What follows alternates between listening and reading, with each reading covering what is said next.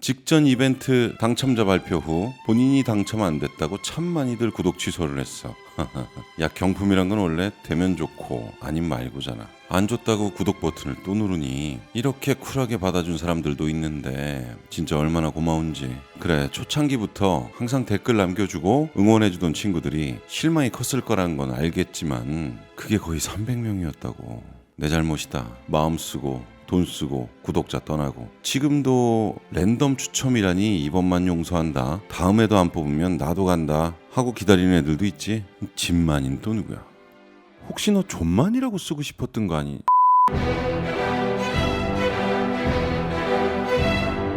자동차 관련 이야기나 시승을 하게 되니까 여러 차들을 운전하게 되잖아. 뭐 고성능 차들이 오기에 조금 격하게 운동 성능도 보게 되고, 지금까지 시승한 X 시리즈에 대한 총평이자 생략했던 얘기들, 그리고 지금도 차를 구입하기 위해 딜러사나 많은 카페들에 궁금한 것들을 물어보는 사람들도 많을 테고, 전체 비교도 하면서 어떤 사람들에게 어떤 차가 맞을까 좀 생각해봤어. 먼저 내가 타고 있는 바나나 맛 우유 X5에 대한 얘기를 해야지. 지난 F바디 M50D의 롱텀기를 얘기해달라는 요청도 있었는데 이게 벌써 기억이 안 나. 5년을 꽉 채워 탔는데도 그러네. 1년여 M50i를 탔더니 전차는 어땠나 생각해보려 해도 기억이 없어. 나는 어릴 때부터 아무리 좋아했던 여자친구도 헤어지면 바로 잊었던 것 같아. 뒤 에어소스가 주저앉았다 살아났다 한 달여 반복되면서 속 썩인 기억만 남아있어. 4명이 타고 동해 골프 여행을 갔었는데 주저앉아서 넷이서 점프하면서 목적지까지 가던 그런 기억. 에어소스야 5년 됐으면 나갈만도 했다 싶은 거고, 그거 외에는 뽑기를 잘해서였는지 장고장 한 번 없이 엔진오일과 타이어만 갈고 탔었고, 그 많은 골프를 다녔음에도 기름값 걱정 없이 만족도 최상이었다. X5 수입 SUV의 대명사 맞지? 흔하다 해도 흔한 이유가 있는 거고 성능으로 깔 차는 아니지. 누군가에게는 드림카이겠고, X3급 GLC, Q5, 티구안 같은 걸 타다가 3000cc급 준대형으로 넘어오려는 업그레이드 대상차겠고, 내가 예전 영상에서 M50i 나오는 기간 동안 영업소에서 내준 30D를 한 일주일 탔었다고 했잖아. F바디 M50D 타다가 G바디 30D를 타는데 시내 주행에서는 거의 차이가 없었어. 그랬던 이유는 30D가 예전 40D급 출력으로 나와서였고, 거기에 더 조용해진 엔진과 소음, 연비까지 좋아졌어. 내가 BM을 좋아하는 이유도 이런 부분인 것 같아. 풀체인지가 되면 그간 빠지게 연구들 했구나.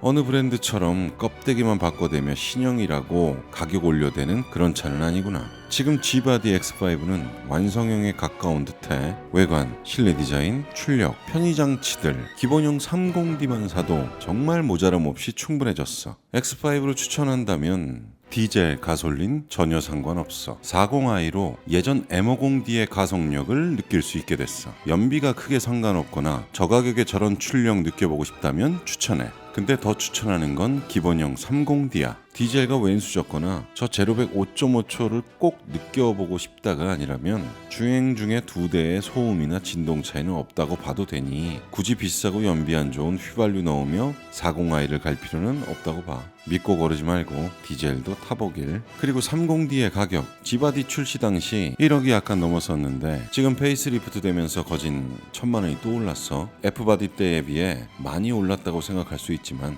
예전 F바디 40D가 1억 1000만원대였단 말이야. 생각하기 나름이겠지만 나는 지금 신형을 40D라고 했어도 된다고 생각해.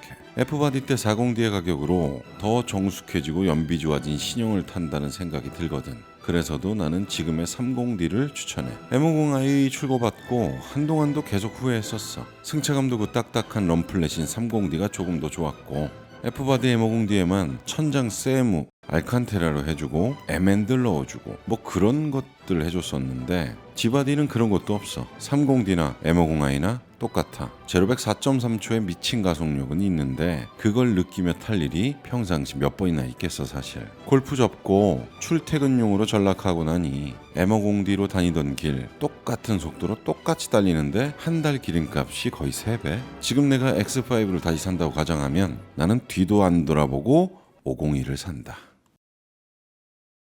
X5 M50i와 X6 M50i 쿠페형 디자인 차이, 그리고 서스펜션의 차이.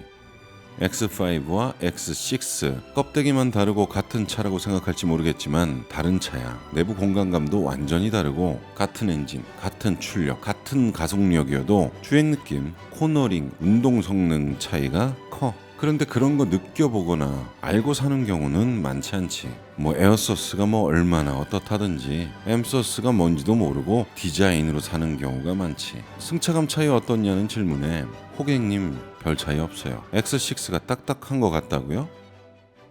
그리고 이런 글들 봤거든. 아이가 차에서 핸드폰 할 때 가끔 멀미가 난다고 하는데 X5, X6는 뒷좌석 멀미 안 할까요? 네, 성인도 빈속으로 차에서 핸드폰 보면 멀미 납니다. 핸드폰 못 보게 하시고 장거리 다닐 시엔 뭐 좀 먹이고 태우세요. 세단을 타다가 애들이 크니까 뒷좌석이 너무 작은 것 같아서 SUV를 갈래요 하면서 X6를 사겠다는데 그러면 그게 차이가 있을까? 시야만 좀 높을 수도 있는데 나는 박스카 스타일의 부드러운 승차감을 원해요. X5를 추천합니다.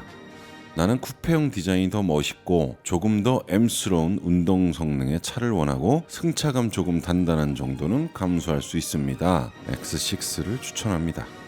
X7 7 시리즈 기반이라 차가 좀 크고 에어 서스펜션이 장착되어 있는데 비교 차종들 중에 승차감은 X5보다 조금 더 좋고 6인승으로 한다면 2열은 독립 시트에 리클라이닝 기능까지 공간감까지 X7이 압도적이야. X5보다 조금 더 넓었으면 좋겠다고 생각했던 사람들이 타면 딱 좋을 듯해. 그리고 X7 중에 M60i에만 XM에 들어가는 안티롤 시스템인 48V 액티브 롤 스테빌라이제이션이 들어가 있어. 내가 XM 영상에서 극찬한 그 포르쉐 PDCC 비슷한 거, 저게 아직은 BM의 몇몇 모델에만 들어가 있거든. 그런데 왜 넣었을까?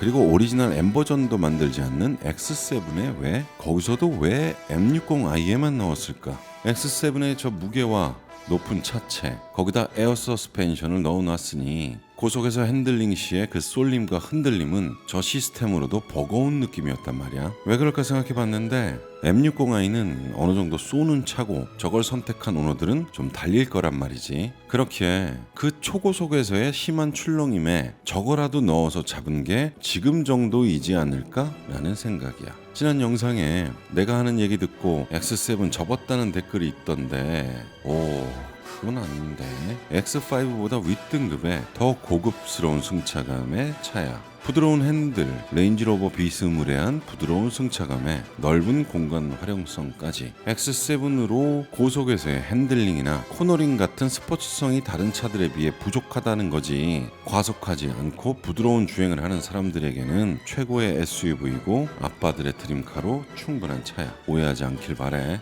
XM. 이 XM의 디자인이 멋있다 생각한 건 이 검정색을 보고 나서였어. 드라이빙 센터에 전시된 그 옥색 같은 거 본 게 처음이었는데 그냥 이런 차가 있구나 생각했고 그 가격을 듣고는 BMW 정신 나갔구나 하고 관심 없었어. 근데 라벨레드라는 이 검정색 모델을 보고 갑자기 멋있어 보였어. 그리고 저 드넓은 실내와 뒷좌석. X 시리즈에 항상 아쉬운 건 뒷좌석 리클라이닝이었거든. X5도 X라인인 7인승만 아주 조금 조절이 가능한데 실제로 3년은 안 쓸 거여도 저 기능 때문에 7인승을 선택하기도 하지. 근데 어차피 기능을 안 넣어줄 거면 XM 뒷자리처럼 편하게 만들어주면 좋겠다 싶어.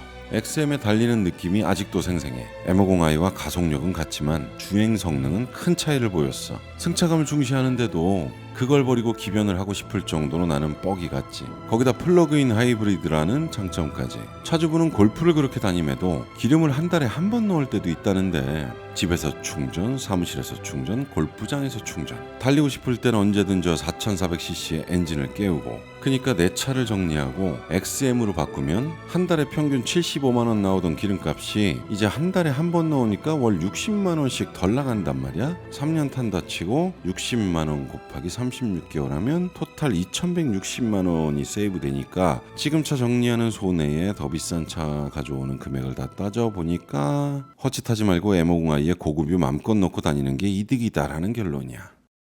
X5M 바나나 향 우유 아니고 오리지널 바나나 우유. 제로백 3초대의 차를 나도 이런 시승기들을 찍으면서 운전해보게 된 건데 전에 M550i와 이번 X5M이 같은 3.8초지.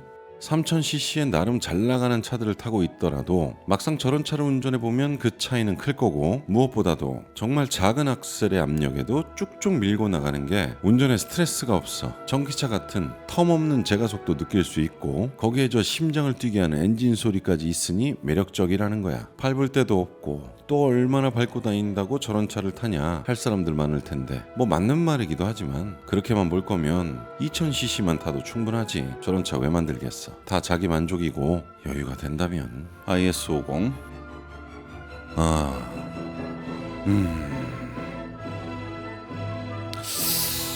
50% 할인해도 나는 닥쳐 이 병신 새끼야.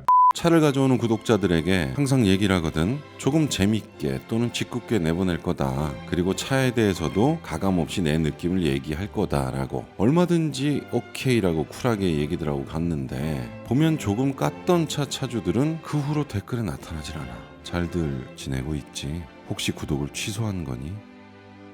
어쩔 수 없다. 세부된 세수를 담아야지. 당첨자들 20명은 필히 인당 50명씩 구독자를 모아오도록 다음 주 주간 리포트로 영상 공유 1000회 기대할게. 우리 이선님 영상 퍼다 나르자.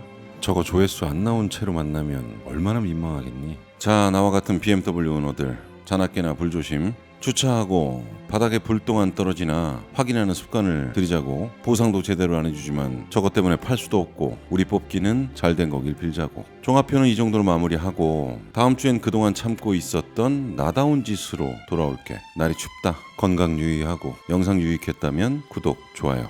아이 부탁한다. 제발 좀 진짜. 그럼 이만.